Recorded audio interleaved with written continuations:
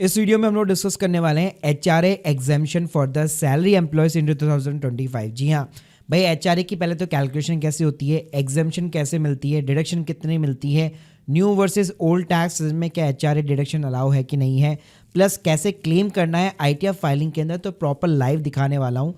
तो प्लीज यहाँ पे पूरा वीडियो जरूर देखिएगा। यार वीडियो को शुरू करने से पहले बताना चाहूंगा, अगर आप प्रैक्टिकल तरीके से टैक्स प्लानिंग करना चाहते हो या आईटीएफ फाइलिंग भी सीखना चाहते हो कि कैसे भाई एचआरए के थ्रू भी आप बहुत अच्छा खासा टैक्स बचा सकते हो और बहुत सारे मेथड है जिसके थ्रू आप टैक्स बचा सकते हो, तो link in the description box, आप हमारे कोर्स के अंदर एनरोल कर सकते हैं। अभी डिस्काउंट भी चल रहा है। पहले बात करूं कि एचआरए होता क्या है, तो देखो हर कंपनी जो है अपने एम्प्लॉयज को एचआरए का बेनिफिट प्रोवाइड करती है। अल्टीमेटली यार बात करो तो ये आपके एक सैलरी पैकेज का ही पार्ट होता है, आपका जो सीटीसी होता है उसी का पार्ट होता है। तो जो एम्प्लॉयज भी रेंटेड अकोमोडेशन के ऊपर रहते हैं उनको उनकी सैलरी के पैकेज के अंदर ही एक अलग से कंपोनेंट मिलता है जो कि हाउस रेंट अलाउंस रहता है। अब देखो यहाँ पे टैक्स बेनिफिट उठाने का एक एलिजिबिलिटी का क्राइटेरिया भी है। अगर आपको एचआरए का टैक्स बेनिफिट उठाना है तो पहली चीज ये कि वो इंडिविजुअल पर्सन होना चाहिए, सैलरी पर्सन होना चाहिए, एम्प्लॉयर भी, प्लस उसको एचआरए का जो है यहाँ पे बेनिफिट प्रोवाइड करना चाहिए। ऐसा नहीं है कि आप कोई छोटी सी कंपनी में काम कर रहे हो वहाँ पे कोई भी एचआरए का बेनिफिट ना मिलता हो। प्लस एम्प्लॉय जो है रेंटेड अकोमोडेशन के अंदर भी रहना चाहिए, यानी रेंट के ऊपर रहना चाहिए। ऐसा नहीं है कि खुद का घर है और भाई कोई भी रेंट वगैरह पे नहीं कर रहा, भले कंपनी उसको एचआरए प्रोवाइड क्यों ना कर रही हो, लेकिन स्टिल उसको टैक्स का बेनिफिट नहीं मिल पाएगा। इसके अलावा जो लोग भी सेल्फ एम्प्लॉयड पर्सन है तो देखो वो एचआरए का बेनिफिट तो नहीं उठा सकते, और जो छोटी कंपनी में काम करते हैं जिनको एचआरए नहीं मिलता तो रेंट अगर वो पे करते हैं तो एक अलग से सेक्शन होता है 80GG करके, वहां पे वो जरूर बेनिफिट उठा सकते हैं। तो उसका भाई मेरा एक ना पूरा अलग से एक सेपरेट वीडियो बना हुआ है। तो देखो अगर मैं टैक्स एग्जेम्पशन की बात करूं तो सेक्शन 10 सबसेक्शन 13A के अंदर बेसिकली आपको एग्जेम्पशन देखने को मिल जाती है। अब इसकी ना एक प्रॉपर कैलकुलेशन होती है, इसके अंदर आपको 3 स्टेप्स लेने पड़ते हैं। एक तो एक्चुअल एचआरए जो भी आपको मिल रहा है, मेट्रो सिटी में रहते हो तो 50% of the basic salary plus DA हो गया, और मेट्रो सिटी के अंदर दिल्ली, मुंबई, कोलकाता, चेन्नई हो गया।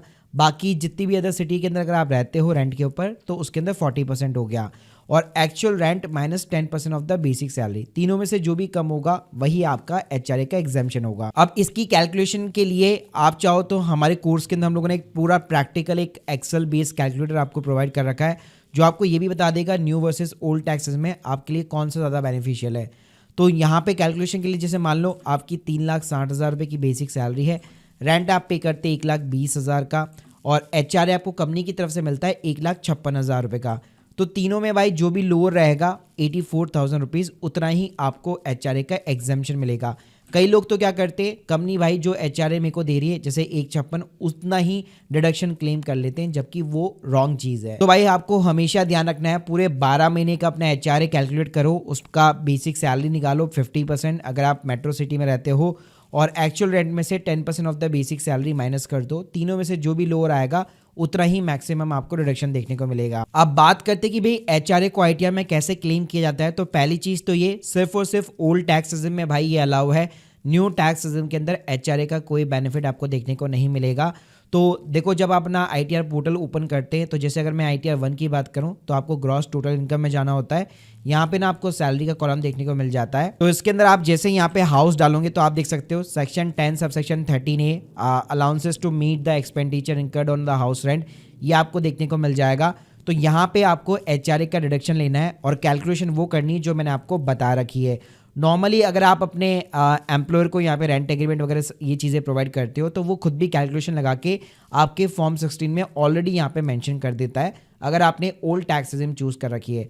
ध्यान रखिएगा अगर न्यू टैक्स रिजीम है तो ये कॉलम आपको नहीं मिलेगा, और न्यू टैक्स रिजीम में एचआरए का डिडक्शन आपको देखने को भी नहीं मिलेगा और आप ले भी नहीं सकते हो। अब देखो अगर मैं डॉक्यूमेंट्स की बात करूं कि आईटीआर के अंदर तो हमको सिर्फ इन्फॉर्मेशन डालनी पड़ती है, लेकिन कल को अगर नोटिस आता है तो क्या डॉक्यूमेंट्स चाहिए होते हैं प्रूफ करने के लिए एचआरए को, तो भाई आपके पास प्रॉपर रेंट की रिसिप्ट होनी चाहिए with the landlord signature, rental agreement आपके पास में होना चाहिए।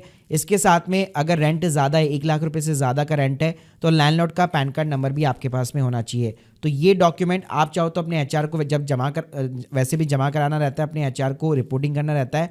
बाकी अगर आप खुद भी यहाँ पे आईटीआर फाइलिंग के अंदर भी एचआरए क्लेम कर रहे हो तो ये डॉक्यूमेंट्स भाई आपके पास होने चाहिए, ताकि कल को नोटिस आए तो आपके पास क्लैरिफिकेशन हो। इसके अलावा कई लोगों का सवाल होता है कि क्या एचआरए के साथ में क्या मैं होम लोन के टैक्स बेनिफिट भी उठा सकता हूं, तो देखो डिपेंड करता है कंडीशन के ऊपर। कई बार ये होता है कि मैं काम इस सिटी के अंदर कर रहा हूँ, दिल्ली के अंदर कर रहा हूँ, लेकिन मेरा घर जो है वो जयपुर के अंदर है जहाँ पे मेरा होम लोन चल रहा है। तो उस केस में डेफिनेटली आप ये चीज़ जो है दोनों के बेनिफिट उठा सकते हो। तो आपके पास में एक रीजनेबल कंडीशन ज़रूर होनी चाहिए कि जिस सिटी में आप काम कर रहे हो उस सिटी के अंदर आपका वो घर नहीं होना चाहिए जहाँ पे आपने होम लोन ले रखा है। अगर है भी तो डिस्टेंस के ऊपर होना चाहिए और आपके पास में एक रीजनेबल कंडीशन होनी चाहिए। तो guys hope you like this video. HRA के अंदर टैक्स प्लानिंग करना चाहते हो, एचआरए के थ्रू टैक्स बचाना चाहते हो, या ऐसे बहुत सारे तरीके जहाँ पे मैंने इस कोर्स के अंदर डिटेल के अंदर एक्सप्लेन कर रखा है और आपको प्रैक्टिकली टैक्स फाइलिंग भी मैंने यहाँ पे सिखा रखी है। तो प्लीज़ एक बार हमारे कोर्स को चेकआउट करना मत भूलिएगा और आप लोग के जो भी डाउट्स है कमेंट बॉक्स के अंदर बता सकते हैं। प्लस अगर आप हमसे कंसल्टेंसी या सर्विस भी लेना चाहते, सारी सपोर्टेड लिंक आपको डिस्क्रिप्शन बॉक्स में मिल जाएगी। Thank you guys, thank you very much.